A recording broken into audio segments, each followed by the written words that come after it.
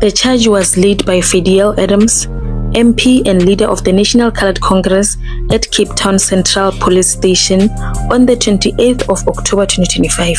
Adams alleges that Mkhwanazi made false sworn statements during his testimony before Parliament's ADHOC committee investigating police corruption. Mkhwanazi had claimed that Cele received money from murder-accused Vusimuzi Ket Matlala, but later retracted the statement via an SMS, a move the MPs called inappropriate and misleading. The ADHOC committee has now requested that Mkhwanazi return to Parliament to formally explain his retraction. Members say the withdrawal must be done on record and not via a text message. Adams and others argue that such contradictions damage public trust in SAPS leadership. The Western Cape Police confirmed that the case is registered, but have not released further details. Mzansi is watching closely. Some are calling for transparency, while others are questioning whether this is political theatre. One tweet read, "If a top cop can't get his facts straight, what hope do we have?"